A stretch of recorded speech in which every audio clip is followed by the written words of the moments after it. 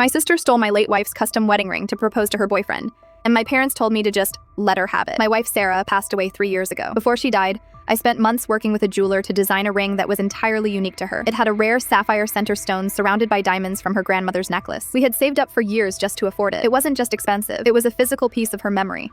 Absolutely priceless to me. After Sarah passed, I kept the ring in a small velvet box inside a locked drawer in my home office. The only people who knew where the spare key was hidden were my parents. I gave them a copy of my house keys in case of emergencies. I never thought my own family would be the emergency. Last month, my younger sister, Chloe, announced she was planning to propose to her boyfriend, Mark. Chloe has always been the golden child, and my parents have spent her whole life making sure she gets exactly what she wants. I congratulated her and went about my life. A few weeks later, my parents invited me over for a family dinner to celebrate Chloe's upcoming engagement party. When I got there, Chloe was flashing her hand around. I froze. Sitting right there on her ring finger was Sarah's sapphire ring. I felt sick to my stomach. I walked over and grabbed her hand. "Where did you get this?" I asked, my voice shaking. Chloe rolled her eyes and pulled her hand away. "Mom and Dad gave it to me. It's a family heirloom, and since Sarah is gone, they said it shouldn't just sit in a drawer." I looked at my parents. My dad wouldn't make eye contact, but my mom stepped right in front of me. "Now listen," she said, lowering her voice. "Chloe couldn't afford a nice ring, and Mark deserves something special. You aren't using it anyway. It's just sitting in the dark collecting dust. Don't ruin your sister's big moment over something you don't even wear." I couldn't believe what I was hearing. "You broke into my house,"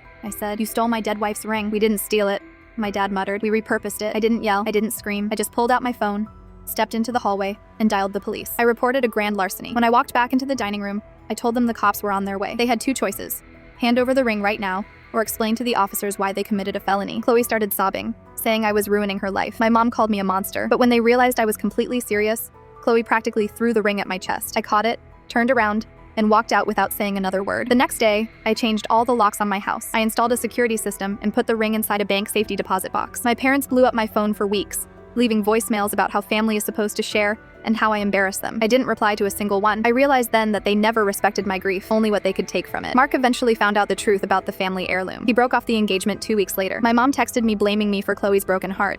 I just blocked her number. What would you have done if your family betrayed you like this? Let me know your thoughts in the comments below. Drop a like if you agree with how I handled it, and subscribe for more crazy stories.